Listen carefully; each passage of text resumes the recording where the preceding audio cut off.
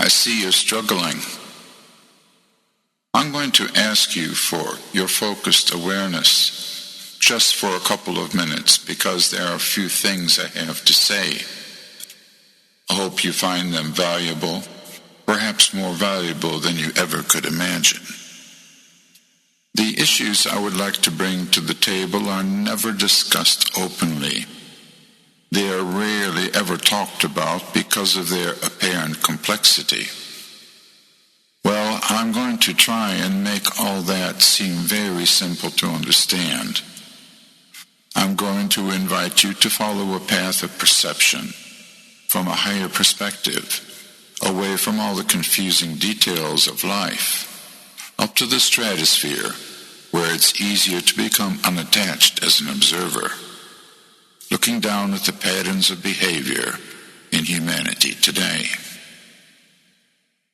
You're probably very tired of having to struggle, follow routines that give you no pleasure, and even following orders that cost you your integrity. I can show you why things are the way they are, why you have to struggle so much to have everything that is good in life. I'm going to tell you the reason for it all, and the cure for it. So be prepared to think big. The patterns that I will bring to your attention are as old as the history of mankind on earth. You and I were born into a social system that was destined to crumble, to fall apart, and show itself for what it really is. It's happening right now all over the earth. This change in the cycles of evolution for humanity is universally ordained.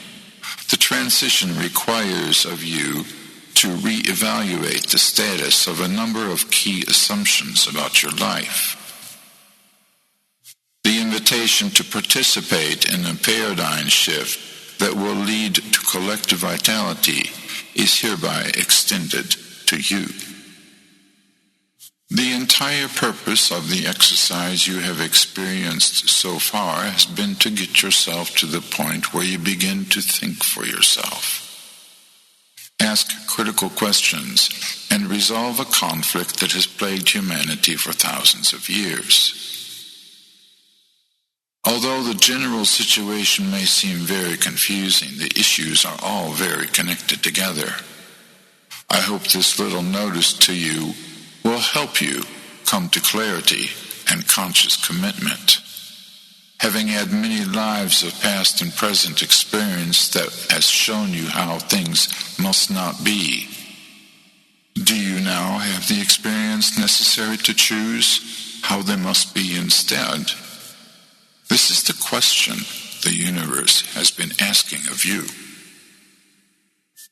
The graph shown here provides an illustration showing a typical range of statistical human performance rated for quality. In the search for solutions, we are well served to pay attention to the side of the performance curve where we find extraordinary results. We want to discover what is the difference between normal and extraordinary, be that physical, emotional, mental, or spiritual. These are all expressions of vitality, and they provide a specific direction which can be used to align humanity toward, instead of being satisfied with normal or mediocre. Vitality is a wonderful abstract concept where sharing is an inherent part of the plan. Vitality can never be experienced when it is in isolation from the environment. Vitality in the environment enhances the ability of any other life form to express that same vitality. This is an important step away from our present collective social goals, normality known as the struggle for peace. That is, of course, a result of waging an economic war. You will also notice that competition is a very dominant trait on the negative and normal side of the performance curve, while it is absent on the side that is extraordinary. As we take a closer look at what makes these people different from the rest of the crowd, you will notice that self-leadership, self-direction, and self-authority are all common denominators with individuals and groups that are able to do extraordinary things in life.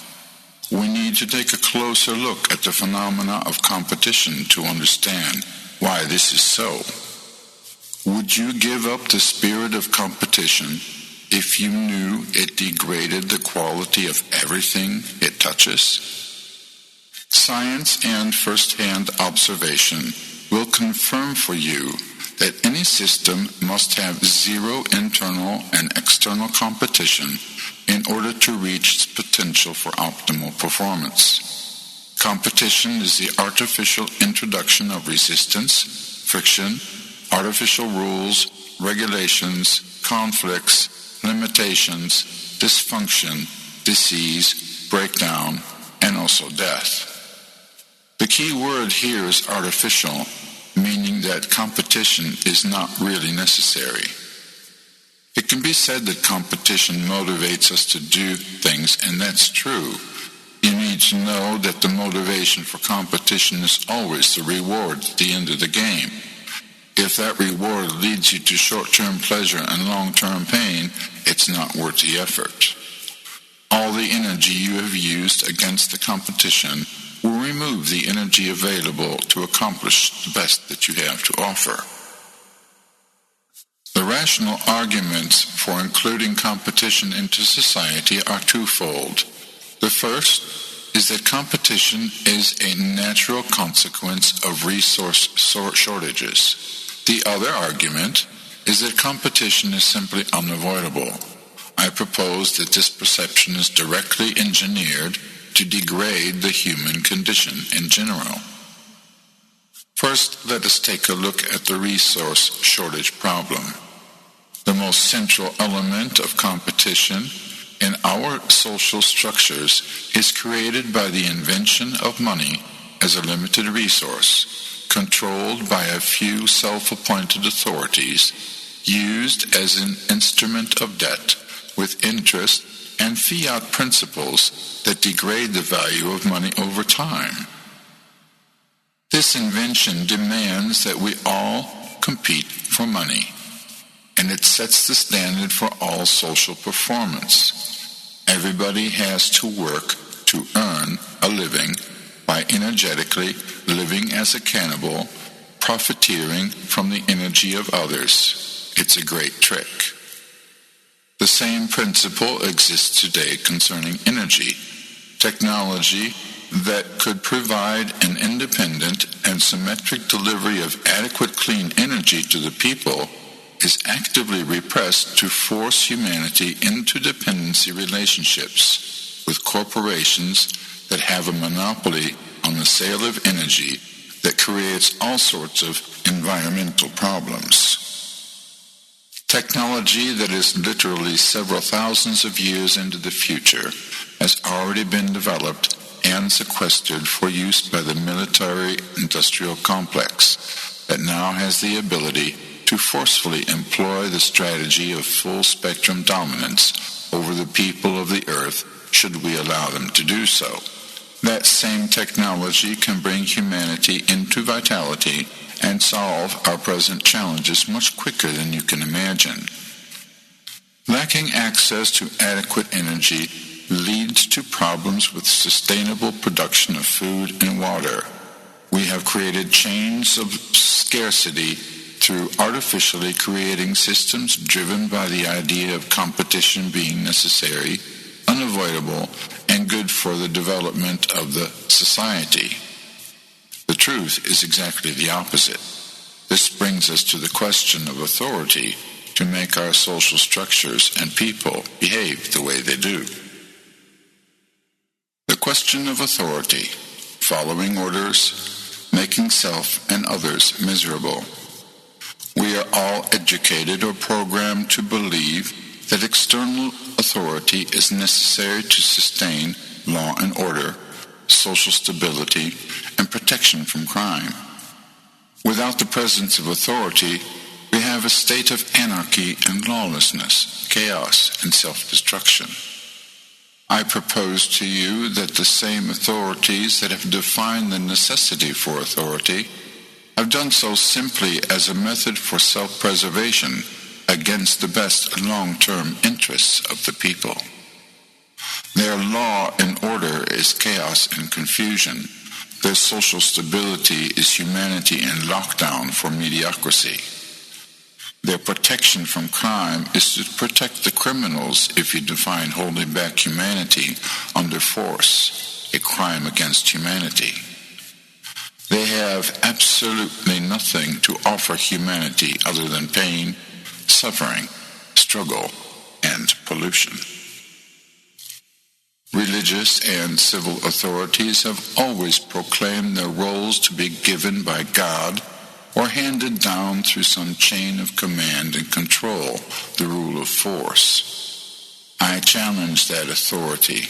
It comes only from the spirit of competition, being the ruler and the player of games. The authority given to me as a sovereign living man from the spirit of creation is superior to the authority of the spirit who is merely playing games of deception. Without the manipulation of my consent, you would have no contract, and now that I know the nature of deceit, I remove my consent to have you in my life forever. External authority lives in the world of jurisdiction and legal fiction. This is the world of illusions created by the power of language to usurp the sensory perceptions of reality. They reform reality into words that have hidden meanings, and they only talk about the words thereafter.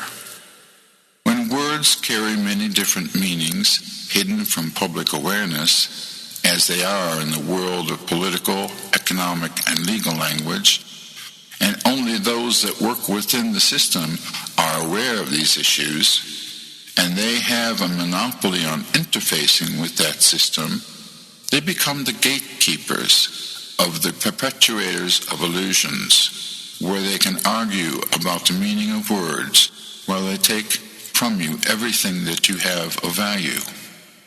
They are called lawyers, and lawyers become judges, and they're there to harvest your resources. They are social parasites living off your energy, be that money, time, freedom, property, or life. In actuality, they are living impoverished lives driven by fear, secrecy, compartmentalization, driven by the clock, calendar, rules, routines, and strategies that leave them just as enslaved as those they seek to have power over. Their minds have become fragmented. They suffer mental disease. They cannot live natural lives because they are committed to playing a serious game that is not real. In the process, they are reinforcing the same authority on everybody else. Their claims of anarchy being the same as social chaos are merely propaganda to scare you into mediocrity. In the absence of competition, intelligent self-organizing principles are a natural component of any and all systems that strive to reach vitality.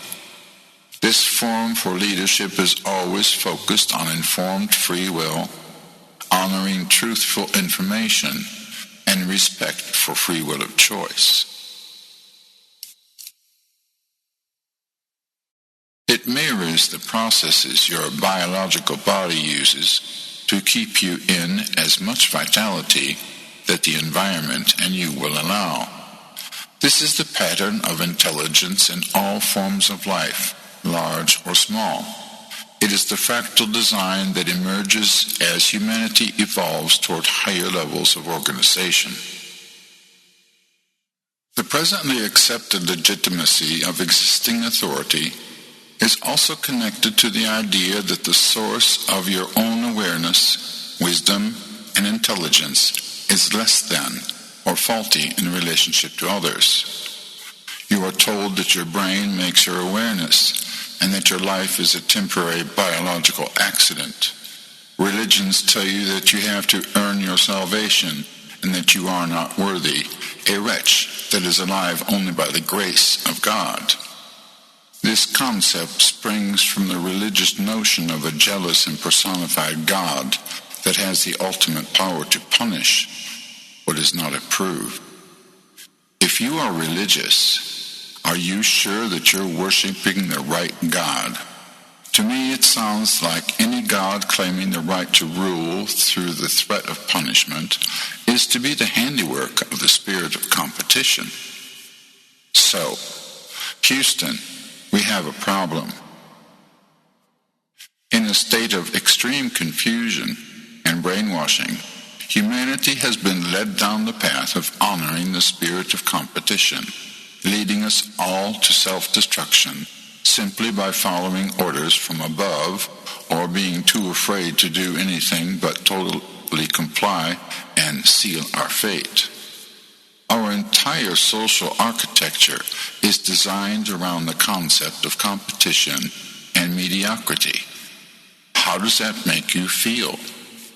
Does it answer the question you have about why you struggle so much in your life?